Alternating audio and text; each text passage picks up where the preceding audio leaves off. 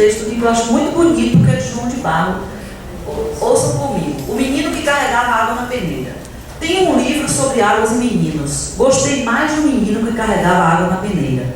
A mãe disse que carregar água na peneira era o mesmo que roubar um vento. E saí correndo com ele para mostrar aos irmãos. A mãe disse que era o mesmo que catar espinhos na água. O mesmo que criar peixes no bolso. O menino era ligado em despropósitos. Quis montar os alicerces de uma casa sobre orvalhos. A mãe reparou que o menino gostava mais do vazio do que do cheio. Falava que os vazios são maiores e até infinitos. Com o tempo, aquele menino que era cismado e esquisito, porque gostava de carregar água na peneira, com o tempo descobriu que escrever seria o mesmo que carregar água na peneira. No escrever, o menino viu que era capaz de ser noviça, monge ou mendigo ao mesmo tempo. O menino aprendeu a usar as palavras. Viu que podia fazer peraltagens com as palavras. E começou a fazer peraltagens. Foi capaz de interromper o voo de um pássaro botando ponto final na frase. Foi capaz de modificar a tarde botando uma chuva nela. O menino fazia prodígios. Até fez uma pedra da flor. A mãe reparava o menino com ternura. A mãe falou: meu filho, você vai ser poeta. Você vai carregar água na peneira a vida toda. Você vai encher os vazios com as suas peraltagens. E algumas pessoas vão te amar por seus despropósitos. Manuel de Barros. Então, o professor, a professora de PLE, PL2, PLA interculturalista deve ser como um menino que carregava água na peneira, capaz de enfrentar realidades impossíveis e, com suas peraltagens e seus despropósitos, contribuir para a construção de um mundo melhor, mais humano, mais justo e mais igualitário. Obrigada. Desculpa a correria.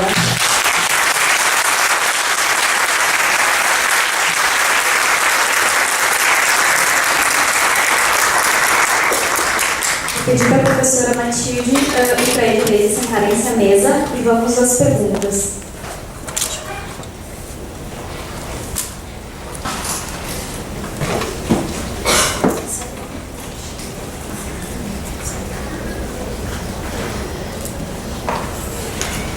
Bem, eu, em nome da Coordenação Geral do SINEPA, gostaria de agradecer ao professor Inês por essa excelente contribuição. São questões bastante complexas da cultura. Nós temos mais ou menos 10 minutos para perguntas. Então, gostaria de abrir a possibilidade.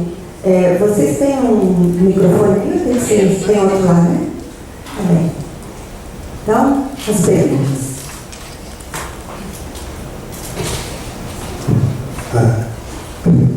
Na realidade, minha pergunta, eu sou Adélio Sobral, eu sou da CETEL, né? De certa maneira, eu sou um estranho do Rio, né? Não me dedico especificamente ao tópico que trata o Congresso, mas como aluno que trabalha com isso, vim pensar uma série de coisas. Estou muito feliz de ver essa palestra, porque essa palestra toca exatamente com a questão que envolveu a vida aqui, né? A questão mais ampla do ensino, não professor do quê, mas professor enquanto professor BC, né? E que eu estava pensando o seguinte, quando eu estava em período probatório, eu tinha que fazer uma autoavaliação, e eu disse o seguinte: eu nunca preparava aulas só, mas eu vim preparado para a aula. Eu tenho a impressão que o que tu disse está comprovando que essa talvez é a nossa postura, né? Viver a desestabilização para além dos currículos, dos conteúdos, no que quer que seja formalmente, né? Então eu estou falando aqui emocionadamente, né? Feliz e ainda com esse Manuel de Barros, né? Sabe, isso aí é uma coisa maravilhosa. Parabéns, muito obrigado por ter vindo falar. Obrigada a você, Adair, que é também um militante do ensino de línguas e de quem a gente ouve muito falar. É um orgulho ouvir o elogio seu.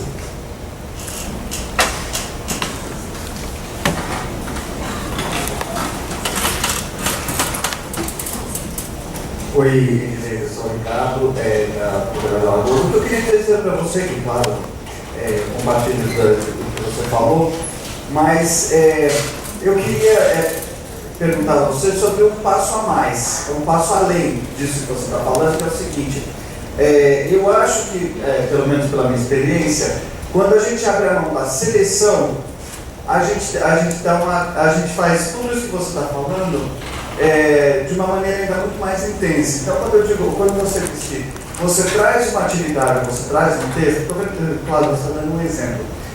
Mas pela minha experiência, quando você abre mão desse poder de trazer o texto, de trazer a experiência, você fala para os alunos, tragam amanhã alguma coisa sobre arroz e feijão, cada um pode trazer o que quiser. Música, imagem, texto, o que quiser. E vocês tragam, e a gente vê o que acontece, você deixa eles degladiando, você só medeia, né, a discussão. Isso não é um exercício ainda maior de mediação e de deixar cada um encontrar o seu caminho no processo de aprendizagem? Em vez de você selecionar? É ótima questão, Ricardo. Obviamente que sim, mas quando a gente sabe que como professores na sala de aula, a gente tem atividades que são mais controladas, menos controladas, né? Ou seja, claro que você pegar um texto sobre arroz e feijão que você encontrou na internet e levar para a sala de aula é muito menos controlado do que você escrever um texto sobre arroz com feijão. Mas é muito menos controlado do que você dizer, tragam alguma coisa. Mas qual é o problema do tragam alguma coisa? O professor tem que ter raça para ir para a sala de aula com a cara e a coragem para fazer o que ocorrer. A maior parte dos professores não tem segurança para isso. É a diferença. Então, quando trabalho em formação de professores, eu digo, nosso caminho é trabalhar para chegar a um nível de autonomia e de confiança em si mesmo, para você chegar e dizer, eu vou ouvir o meu aluno e vou estar aberto para o que ocorrer, porque aceitar que eles levem é dizer, eu não sei o que vem de lá, mas eu vou estar pronta para interpretar junto com eles, para trabalhar aqueles textos, aquelas experiências junto com eles, entendeu? Então, claro, as duas experiências são muito importantes, mas depende de quem é o professor, de como ele vai conduzir isso, porque eu já vi também muitas experiências desse jeito, né, fracassarem, porque na hora o professor não sabe o que fazer com aquilo. Então, mais vale ele pegar um texto na internet e trabalhar, criar questões, etc., e fazer uma boa aula, do que ele não ter segurança para fazer um trabalho como o que você faz, entendeu? É nessa perspectiva, mas obviamente que quanto mais aberto, mais flexível, melhor, né? Mas ainda assim a gente vive engolindo sapo, comendo mosca, porque nós somos humanos, e ser interculturalista, inclusive, é reconhecer que a gente pisa na bola todo dia. Que a gente pisa na bola todo dia, mas isso é ser gente. Senão, a gente seria robô. Então, o que adianta ser interculturalista?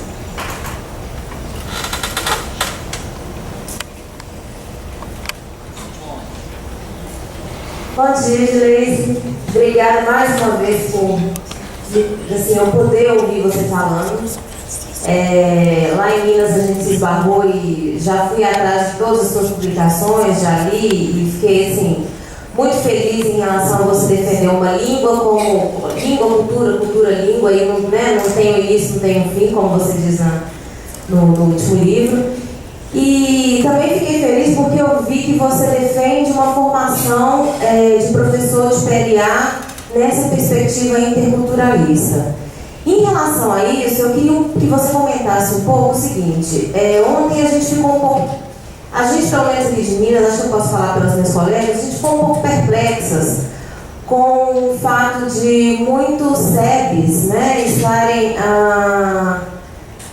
enfim, para resolver o problema, acaba que as esposas dos brasileiros que estão lá estão dando aula, pessoas que não têm visto estão dando aula, enfim. E aí eu queria saber o seguinte, o que você acha, se você poderia comentar sobre isso, se você acha que o profissional de PLE, ele tem que ter uma formação específica, tá? E se no caso de você concordar com isso, você acha que ele tem que ter uma formação específica em PLE, discutindo também essas questões de interculturalidade e tal, como que a gente poderia, se você tem alguma proposta, até como também presidente agora da CIP, se a gente teria alguma proposta a fazer para tentar resolver isso, porque o que a gente está vivendo, pelo menos em Minas Gerais, e com esse crescimento que você falou, gente, o Brasil está na moda e passou, a gente perdeu. Lá em Minas, a gente até fez um trabalho agora, que eu vou apresentar hoje às 11 horas, exatamente sobre o professor que a gente forma que só consegue trabalhar dentro da universidade. Porque o que a gente está encontrando fora são pessoas que não têm formação em letras, dando aula de PLE, assim, em qualquer lugar. Então, como é que a gente consegue resolver isso e colocar o nosso espaço como professor, que que está implicado na questão da educação e da interculturalidade e conseguir cavar esse nosso espaço? Tem várias questões aí, mas rapidinho falando, a questão dos SEBs. Vocês estão achando ruim hoje? Ih, tá maravilha, já foi muito pior. Hoje, se a gente tem uma esposa, uma sobrinha, uma conhecida, uma cunhada, é muito pouco em relação ao que já foi. Por quê? Porque há uma pressão das entidades profissionais, dos cursos, porque a gente tem uma área de formação e profissionalização e a gente tem que valorizar isso, né? Valorizar que nós estudamos, que nós nos preparamos para trabalhar nessa perspectiva. Então, os SEBs hoje, se acontece isso, é absolutamente provisório para quebrar realmente um galho, porque hoje tem concurso, hoje é obrigatório. E outra, os SEBs não podem mais trabalhar nessa perspectiva porque eles correm o risco de sofrer processos brutais. E eu estou falando porque eu conheço a realidade, eu visito os SEBs, trabalho com a MRE em cursos de formação e a gente sabe que muitos SEBs tiveram que correr para resolver problemas com relação a isso. Então vejam, há ainda muitos problemas, mas nós hoje temos um nível de profissionalização muito diferente do que, por exemplo, há pelo menos 10 anos atrás. E não é muito tempo assim, tá? A outra coisa está acontecendo de professores, pessoas que não têm formação na área estarem ensinando português, sim, justamente porque a demanda é muito maior do que a nossa capacidade de formação. Quantos cursos nós temos de graduação no Brasil? 2. Um na Bahia e um em Brasília. Nós precisamos criar cursos de graduação, formação em nível de graduação, né? Então, e Brasília é diferente, porque português de estrangeiro é só a Bahia.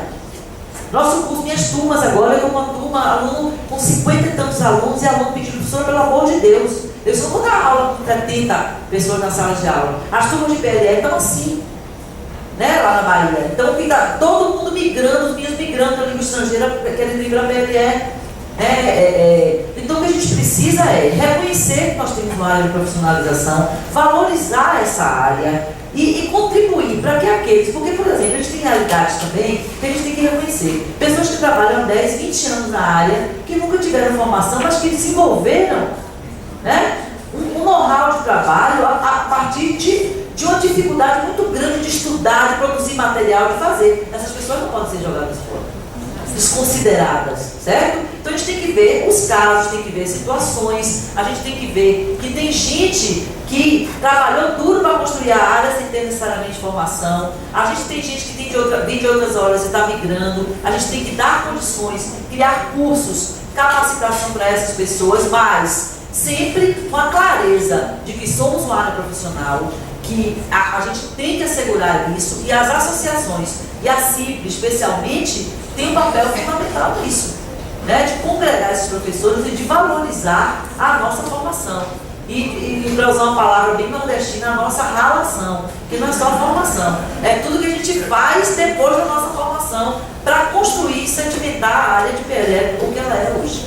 Cada um de nós aqui com sua pequena ação, cada um de nós aqui com seu pequeno trabalho, né? Temos mais 2 perguntas e... Eu só queria falar uma coisa. Eu sei que nós, lá no Unicamp, estamos discutindo agora para a implementação em 2014, se passar a semana que vem na congregação, uma habilitação secundária em português e na língua estrangeira. Essa é uma complementação ao curso de letras.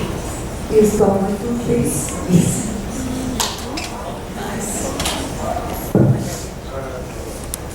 Microfone. Então, eu queria também só comentar uma pergunta, mas é só um comentário final, tá, com as colegas, a respeito dessa questão do professor não formado. A fala de ontem foi especificamente sobre os institutos, né? E eles não têm o mesmo tipo de regimento que os SEBs, tá? Porque são muito mais dependentes, os SEBs são muito mais dependentes do Ministério de Relações Exteriores. Os institutos lidam com o problema que foi colocado ontem, na verdade, é lidar com essa autonomia, e é super complicado.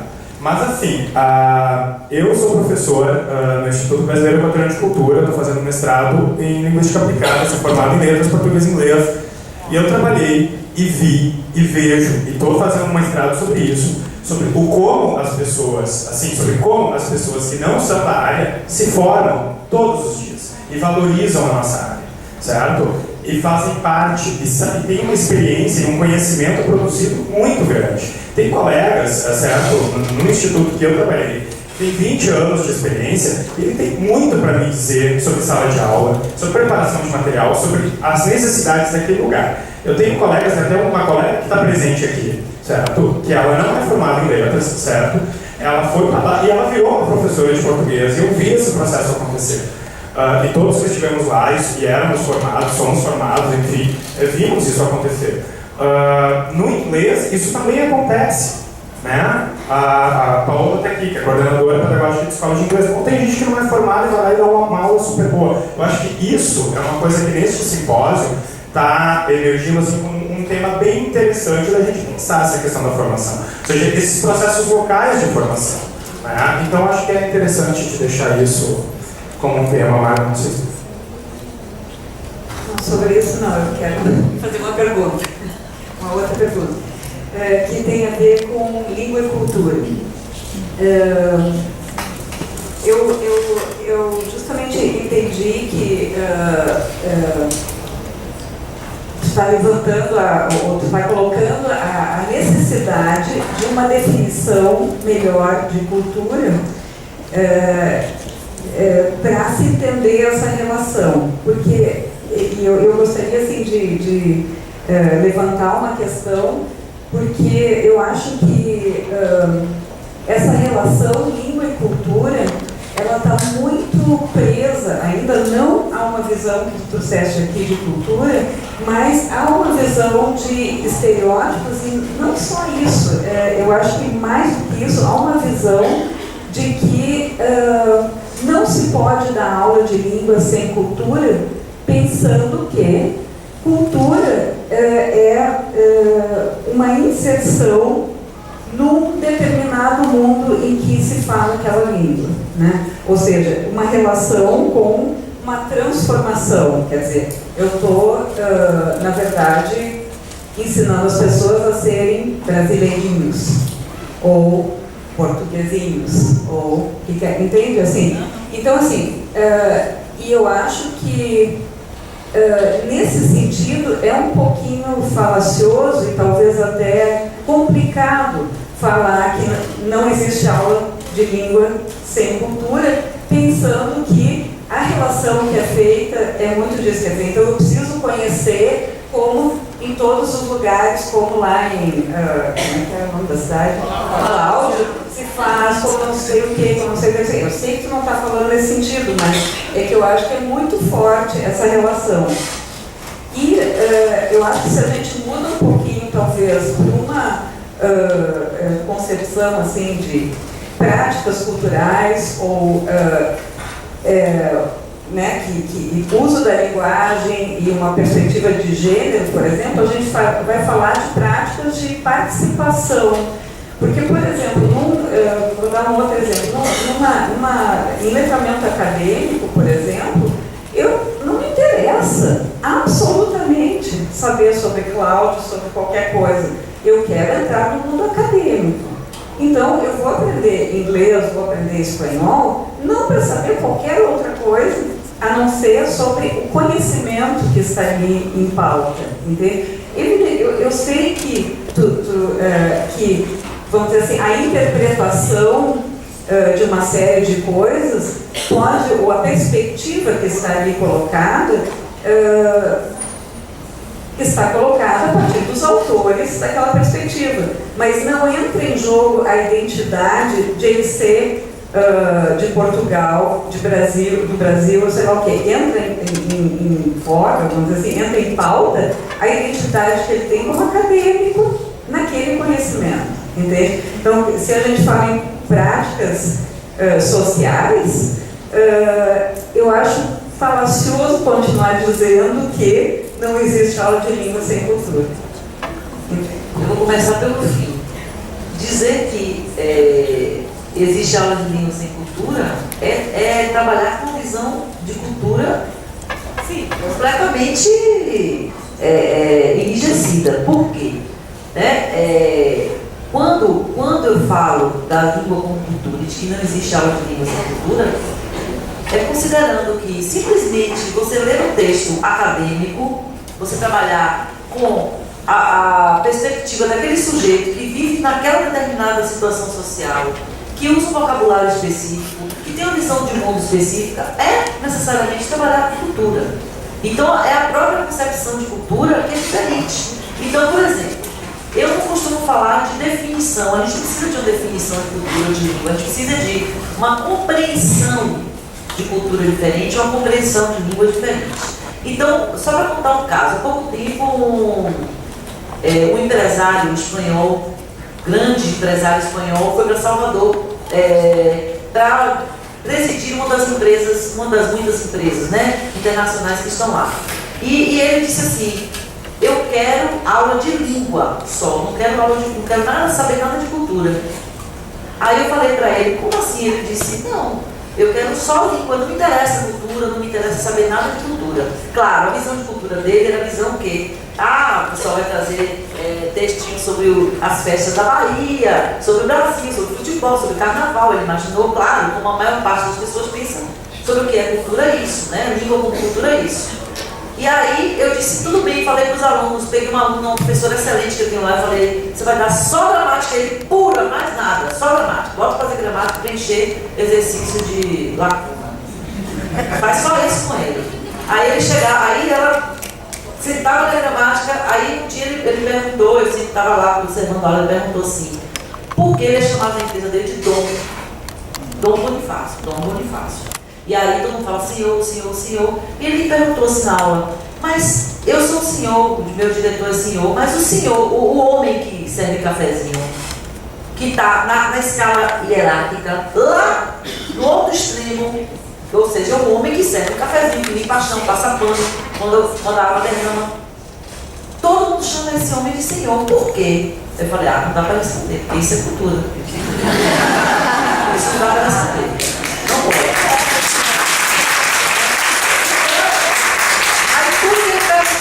Isso eu dizia às meninas: não responde assim, não, isso aí não pode. O senhor disse que isso não está, isso está.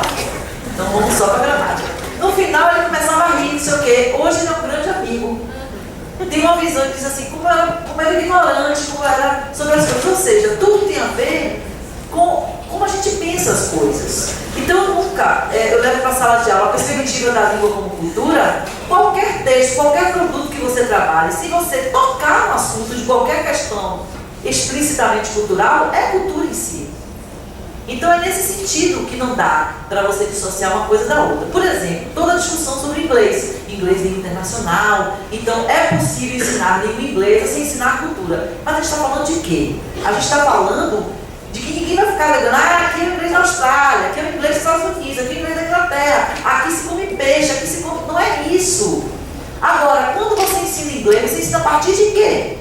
Você ensina a partir de um texto, de uma imagem, de alguma coisa que você captou em algum lugar desse mundo.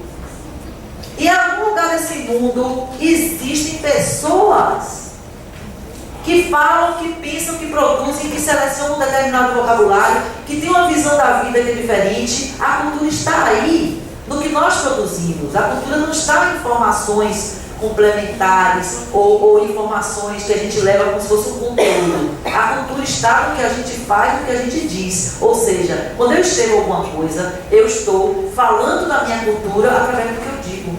E é essa leitura e essa interpretação, essa compreensão que a gente partilha em sala de aula quando trabalha textos autênticos. A não ser que a gente construa textos. Entendeu, Marga? Então é a questão da visão que a gente tem das coisas. Eu queria que tu falasse mais sobre isso, porque senão parece que tu está falando de outra coisa.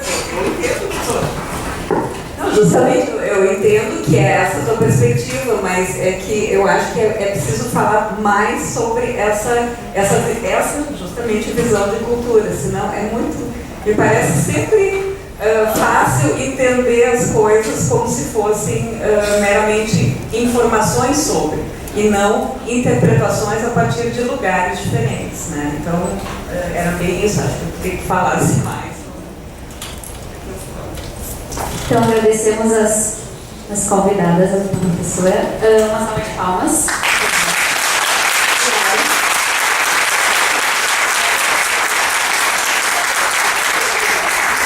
Obrigada a vocês, gente. Foi muito bom.